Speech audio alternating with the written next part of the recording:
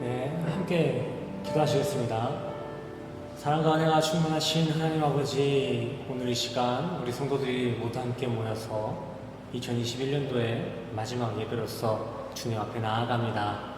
이렇게 21년도 한 해 가운데서도 이렇게 무탈하게 은혜 가운데 지켜주신 주님의 돌보심을 기억하며 감사하는 마음으로 주님 앞에 나아가는 귀한 예배가 될 수 있도록 주님 도우시고 인도하여 주시옵소서.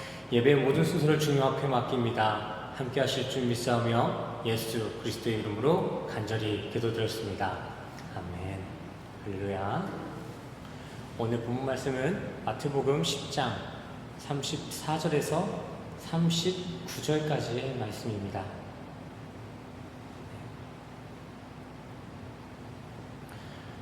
오늘은 이렇게 제가 한 절, 우리 성도님들이 한 절, 그리고 마지막 39절은 저와 성도님들 합독하는 걸로 같이 읽어 나가겠습니다. 제가 먼저 34절 읽겠습니다.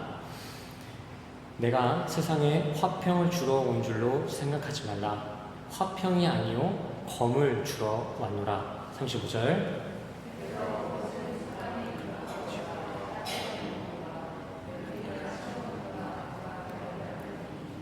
36절 사람의 원수가 자기 집안 식구리라. 37절이요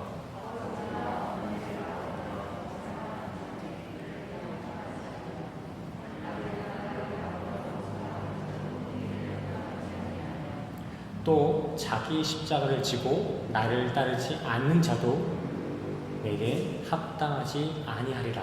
마지막 39절은 같이 합독하시겠습니다. 시작. 자기 목숨을 얻는 자는 잃을 것이요 나를 위하여 자기 목숨을 잃는 자는 얻을 것이라. 아멘. 할렐루야. 저는 이렇게 성경을 이렇게 읽다 보면은, 이렇게 묵상하다 보면은 가끔은 내가 지금 성경을 읽고 있는 게 맞던가? 라는 의문이 들 정도로 성경에서는 참 비윤리적으로 이렇게 비춰지는 구절들이 이렇게 발견될 때가 있습니다. 바로 오늘 함께 읽으신 본문 말씀의 경우도 그렇게 비윤리적으로 비춰지는 구절 중 하나입니다. 우리 34절에서 36절만 다시 한번 볼까요? 이 세 구절을 그냥 문자대로만 이해해보자면은, 이 구절은 말 그대로 예수님은 우리의 가정의 화평이 아닌 우리의 가정을 파탄내러 왔다. 우리 가족관계를 원수지간으로 만들기 위해 이 땅에 왔다. 라고 이렇게 이해가 됩니다. 아니, 어제 성탄 설교 때까지만 해도 그렇게 하나님의 기쁨이자 하나님의 만족이 된 성도들에겐 하나님께서 화평의 선물, 그리고 평안의 선물을 주신다고 말씀하셨는데, 또 당장 오늘 본문에서는 이와 반대로 나는 화평이 아니라 불화의 검을 주러 왔다 라고 이야기하고 있습니다. 그리고 이와 상응하는 구절 있죠. 누가복음 12장.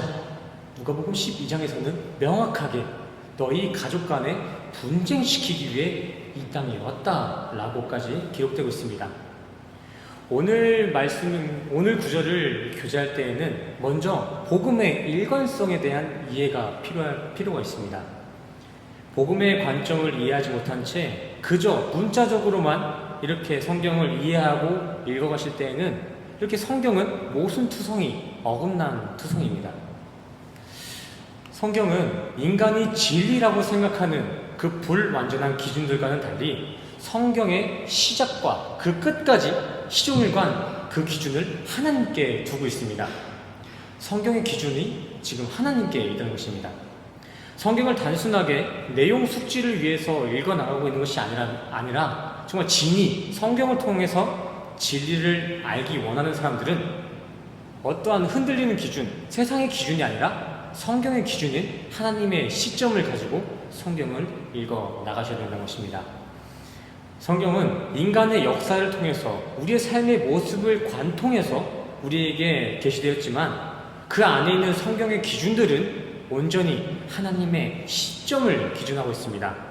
성경은 시작부터 창세기부터 부터 마지막 계시록까지 전부 다 하나님의 시점을 기준하고 있습니다. 전에 말씀드린 것 같이 선과 악, 착한 일과 죄, 이런 것 모두가 하나님을 기준해서 이렇게 구별되고 있습니다. 인간이 생각하고 있는 도덕 윤리적인 그러한 모범이 선이 아니라 하나님, 창조주 하나님 자체가 선이시며 하나님을 떠난 상태, 그 하나님과 단절된 상태가 죄, 하나님을 만난 상태, 하나님의 손을 잡고 있는 상태가 의로움. 그러기에 하나님이 기준되지 않는 부분들, 그런 구절들에는 타협 없는 냉철한 반응이 기록되기도 합니다. 성경의 기준이 된 하나님의 기쁨이 된 자들, 하나님의 만족이 된 자들에게는 그들이 세상에서 나약하고 연약할지언정 하나님께서는 그들에게 다시 일어날 힘과 능력을 주시지만 성경의 기준에 합하지 않은 이들에게는 그 대상이 세상에서 아무리 강하고 능력 있다고 한들 결코 그들을 영적으로 높이 세우시지 않고 영생에 초대하지 않으십니다. 오늘 본문 구절은 이러한 성경 기준, 하나님의 시점을 가지고 묵상하셔야 합니다. 37절입니다. 아버지나 어머니를 나보다 더 사랑하는 자는 내게 합당하지 아니하고 아들이나 딸을 나보다 더 사랑하는 자도 내게 합당하지 아니하니라. 예수님께서 오늘 본문 서두를 통해 선포하셨던 가족과의 그 분쟁과 불화는 성경의 기준에 맞춰 따라간다면 결코 모순되거나 어긋난 내용이 아님을 아실 수 있으실 것입니다. 본문에 나온 불화와 분쟁의 방향성은 우리에게 허락하신 우리의 가정, 우리 집안 전체에 던져진 게 아니라 37절의 말씀과 같이 하나님께 합당하지 아니한 그 가족에게 던져진 것입니다. 하나님보다 더 먼저 되어 있는 가족관계를 향하고 있다는 것입니다. 이에 원어적인 해석은 휘펜, 가족이 하나님을 가로질러서 가족을 하나님보다 더 위에 두고 가족을 하나님 대신하여 사랑한 자들에겐 이러한 이러한 분쟁과 불화가 일어날 것이라는 내용입니다. 성경에서는 저렇게 금으로 만들어진 부처님이나 금으로 빚어진 송아지, 이렇게 어떤 미신을 담고 있는 우상의 모형들만을 우상이라고 정의하고 있지 않고 이렇게 하나님보다 더 사랑하는 모든 대상들, 하나님보다 더 앞서 있는 우상들, 그 우상들을 우상 숭배라고 정의하고 있습니다. 나의 신앙 가운데 하나님보다 이 사업, 회사 일이 더 먼저라면은 그에게는 사업이나 회사 일이 우상이 되는 것이고, 이 외에도 각자의 삶 가운데 건강이나 가족과의 그 안위가 하나님보다 더 앞서고 있다면은 그러한 그에게는 건강이나 가족 또한 우상화가 되고 있는 것입니다. 그림과 같이 철 동상, 금 동상들뿐만이 우상이 아니라 내가 지금 하나님보다 더 사랑하는 모든 생활 양식들이 하나님의 눈에는 우상으로 여겨진다는 것입니다. 가족의 화목이나 사업의 번창이 하나님 안에서, 하나님의 시당 아래에서 이루어지는 것이 아니라 하나님을 넘어선 탐심에서 탐욕으로 욕망되고 있다면 그거는 더 이상 복이 아니라 우상 숭배예요. 이렇게 오늘 예수님께서는 어떤 한 가족뿐만이 아니라 나의 인생 가운데 우상화된 모든 대상에게 내가 그들에게 검을 주러 왔다, 분쟁을 일으킬 것이다 라고 말씀하시면서 우상과의 전쟁을 선포하신 것입니다. 여기 구절에 나와 있는 검, 그 마카리아라는 검의 원어적 해석 자체가 전쟁이자 형벌입니다. 니들이 지금 나로 인한 그 평화를 섬기는 것이 아니라 다른 세상의 것들로 평화를 이루고 있다면은 나는 전쟁을 일으킬 거야. 나와의 평화를 지키기 위해서 그들과의 협약을 칼로서 잘라버릴 것이다 라고 이야기하고 있는 것입니다. 지금까지 내용을 정리해보면 이렇습니다. 나는 너희 인생 가운데 나보다 더 숭배되고 있는 것, 나보다 더 사랑하고 있는 그 세상이라는 우상을 모두 부셔버리기 위해서, 그런 우상들과 전쟁하기 위해서 이 땅에 온 것이다. 성경의 기준은 절대 불변하며 기준에 벗어난 데에는 조그만한 타협도 일어날 수 없습니다. 용납되지 않아요. 다른 말 더 할 것 없이 그저 성경의 기준, 하나님께 합한 기준을 가지고 있지 않는다면 모두 사형이에요. 교회에 오래 다녔어도 헌신 봉사를 아무리 많이 한다 할지라도 그 성경의 기준, 하나님의 기준에 합하지 못한 이들의 모습을 심판대 앞까지 이렇게 끌고 간다면은 그러한 이들은 어떠한 타협을 볼 수도 없이 불못에 들어갈 것입니다. 이전에 함께 다뤄왔던, 함께 교제해왔던 비유 설교들을 한번 기억해 보시길 바랍니다. 누가복음 16장 그 말씀에 나와 있는 청지기 같은 그런 경우도 마찬가지입니다. 누가복음 16장 같은 청지기라도 성경의 기준에 맞지 않으면 불의한 청지기, 그 불의한 청지기는 지옥에 가고, 마태복음 20장 조건이 다른 일꾼이라도 성경의 기준, 하나님께 합한 이들만 천국에 들어갑니다. 요한복음 15장에 포도나무의 비유나 마태복음 13장 곡식과 가라지 비유에서도 이와 동일합니다. 같은 포도나무, 같은 밭의 식물이어도 하나님의 기준에 합하지 않으면 그러한 합하지 않은 열매나 식물은 따로 분리되어서 뜨거운 불에 태워지게 되어 있습니다. 하나님은 이렇게 자신의 만족이 되며 기쁨이 된 이들, 하나님을 가장 사랑하는 이들에게는 한없는 사랑, 인간이 형용할 수 없는 아가페 사랑으로 아껴주시고 영생까지 우리를 보호하시지만, 반대로 하나님 자신이 최고가 아닌, 하나님이 아닌 다른 세상 것들의 사랑을 주고 있는 그들에게는 어떠한 타협 하나 없이 징계와 심판을 가차없이 내리십니다. 하나님은 에베소서 5장 5절 말씀을 통해서도 음행이나 더러움, 탐하는 자에 속하고 있는 우상숭배자들은 하나님의 기업, 하나님의 나라에 입성할 수 없다라고 명확히 말씀해 주셨습니다. 우상과 하나님이 이렇게 함께 있을 수 없듯이 세상의 세속적인 그 기준들과 그 목적들, 그리고 하나님의 순전한 기준과 그 목적은 함께 공존될 수가 없습니다. 그러기에 하나님께서는 자신보다 더 우상되고 신앙되어져가는 모든 대상들을 원수의 우상으로 치부하시고 그 가운데 분쟁과 불화를 던지시는 것입니다. 성도님은 혹시 전에 한번 다뤘던 사무엘상 5장에서 다뤘던 이스라엘이 블레셋에게 이렇게 언약궤를 뺏겼던 그 사건을 기억하고 계신가요? 구약 당시 이스라엘은 블레셋과의 전쟁을 치렀는데 언제 한번 진 적이 있어요, 블레셋에게.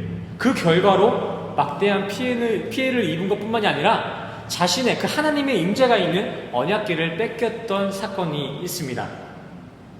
근데 블레셋이란 나라는 그렇게 빼앗은 그 언약궤를 자신들이 섬기고 있던 그 다곤이라는 그 신전 아래 같이 언약궤를 모셔뒀습니다. 이스라엘 사람들이 언약궤를 하나님의 임재라고 이렇게 여겨가면서 이렇게 신격화시켜서 잘 모셨잖아요. 그것과 마찬가지로 블레셋에도 저렇게 생겨먹은 반인간, 반 이렇게 물고기, 저런 우상의 모습을 신처럼 여기며 살아왔습니다. 그곳에서는 커다란 신전도 있었어요. 근데 블레셋이 이스라엘을 이기면서 저 언약궤를 뺏어다가 다곤, 저 신이 있는, 다곤 우상이 있는 그 신전 아래 같이 합방을 시켰다는 거예요. 그림을 잘 이렇게 그리시길 바랍니다. 이스라엘 사람들이 신처럼 여겼던 저 다곤 신은 말 그대로 전쟁의 신이었어요. 전쟁의 신. 자신들이 매번 싸우고 있는 그 나라에서 승리를 안겨줄 수 있는 전쟁의 요건. 이와 마찬가지로 블레셋은 큰 오해를 하게 됐습니다. 언약궤, 우리의 신들과 마찬가지로 저들의 신, 저 언약궤 또한 우리의 전쟁 가운데 승리를 줄 수 있는 요건이 되지 않을까라는 착각을 하여서 그들은 더 큰 권력과 더 큰 권세를 갖기 위해서 자신의 신 다곤과 언약궤를 한 신전에 놓게 되었습니다. 그런데 특별한 일이 일어납니다. 그렇게 블레셋 다곤 신전 아래 같이 있었던 언약궤는 큰 역사를 이뤄내죠. 두 우상이 같이 하루를 보내고 그 다음날 블레셋 사람들이 그 신전에 들어가니까 저 다곤 우상의 모습은 이러한 모습이었습니다. 목이 잘려나가고 손과 발 모두가 잘려나갔습니다. 이러한 그림의 모습이 오늘 마태복음 본문 말씀과 이렇게 같이 이어져서 그려질 필요가 있습니다. 언약궤가 상징하는 그 하나님의 임재, 그 하나님의 임재를 가리거나 더럽히는 것, 하나님의 임재와 혼잡되어 있는 그런 모든 것들은 반드시 손과 발과 목이 잘려나가게 되어 있습니다. 굳이 다곤신이나 금 부처상과 같이 그런 우상의 모습이 아니더라도 나의 인생 가운데 하나님보다 우선순위에 놓여진 우상화된 모든 것들은 다 이렇게 하나님의 검에 의해서 목이 잘리고 손이 잘리며 다리가 산산조각 날 것입니다. 혹시 성도님들의 세상살이 가운데 왜 나에게만 이러한 실패가 찾아올까? 왜 난 착하게 살았는데 이러한 배신되는 일들이 자꾸 일어날까 하면서 한탄을 뱉으시는 분이 계신가요? 아니, 왜 다들 투자하면은 그렇게 성공하고 수익을 보는데 왜 나만 매번 실패할까?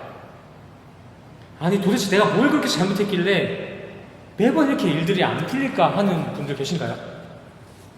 바로 그때가 하나님께 진정 감사해야 할 때입니다.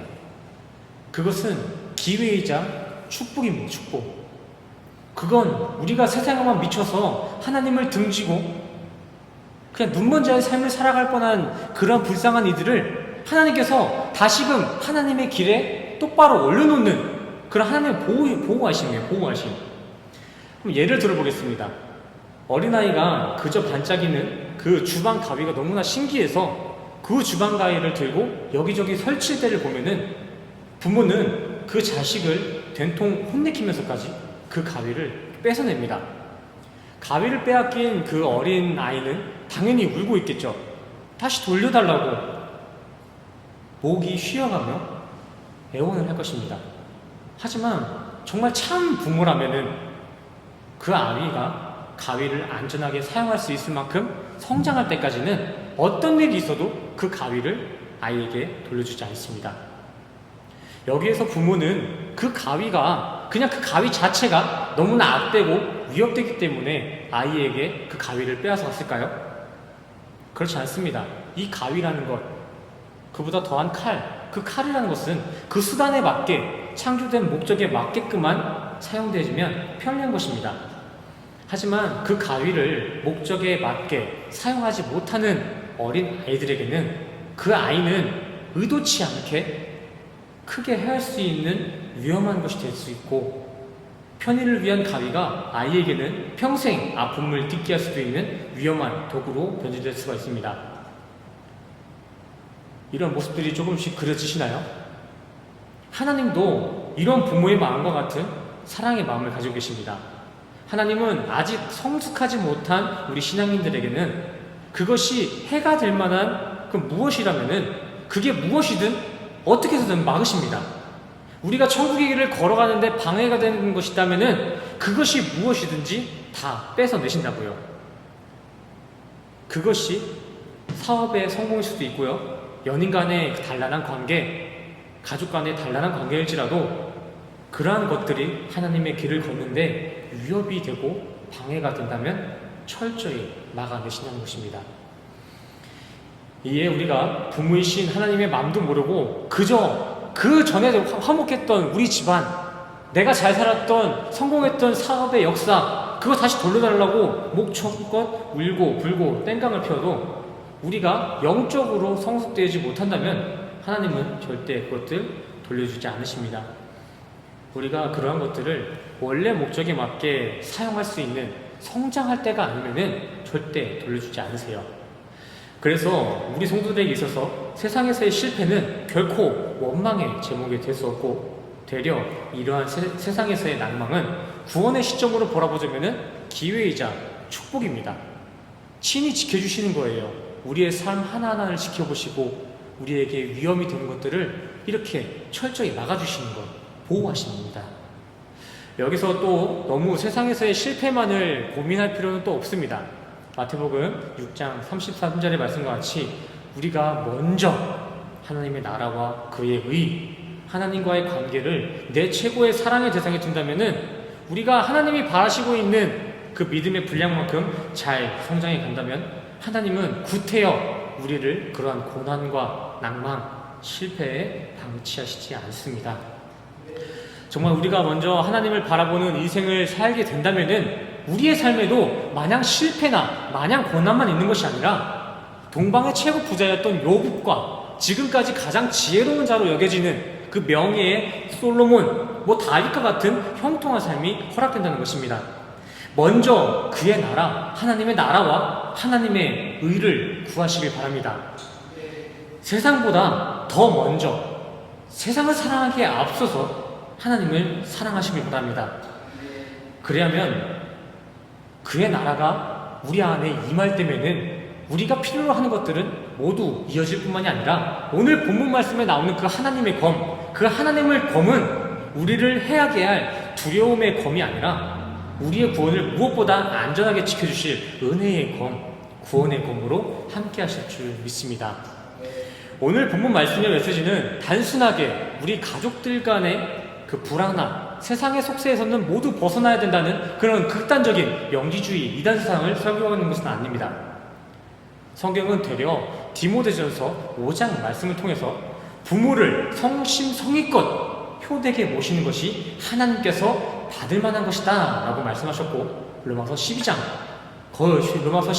말씀에서는 형제간의 그 우애를 그냥 단순한 화목함에 두지 않으시고 형제간의 그 우애를 그리스도인들의 필수 항목에 두셨습니다. 또한 이 세상을 향해서는, 창조된 이 자연을 향해서는 만물에 펼쳐진 하나님의 계시, 그 하나님의 계시라는 거대한 복음을 수여하기도 했습니다. 결코 이 세상 자체, 이 세상 속에 주어진 가족과의 관계, 친구, 지인과의 관계가 악한 것이 아닙니다. 되려 우리는 이 세상 속을 살면서, 이 육을 입고 이 세상 속을 살면서 가족들이나 친지들, 그 이웃들과의 그 관계를 통해 하나님의 사랑을 더욱 섬세히 깨달을 수 있고, 만물에 펼쳐진, 이 자연에 펼쳐진 그 계시를 통해 하나님을 더욱 깊이 알아갈 수 있습니다. 이것이 본래 우리에게 자연이 허락된 이유, 이렇게 하나님을 더 깊이 알아갈 수 있는 수단이 바로 우리에게 가정이 주어진 그 이유입니다. 본질이에요, 본질. 하지만 절대 이러한 깨달음의 수단들, 가족의 관계라든지 이 세계의 풍요라든지 그러한 깨달음의 수단들은 우리의 신앙생활, 하나님을 사랑하는 우리의 마음보다는 절대 앞서서는 안 됩니다. 그 축복의 수단이 이렇게 우상의 수단으로 변질된다면 그 수단은 더 이상 선한 것이 아닙니다. 저주의 발매제예요. 하나님의 목적대로 세상의 수단들을 통해서 하나님과의 사랑을 더 깊이 깨닫고 더욱 돈독해 나가줘야 되는 것이지, 그러한 세상의 수단들이 하나님과의 관계보다 더 앞서서는 안 된다는 것입니다. 그것을 바로 하나님께서 가장 경멸하시고 멸시하세요.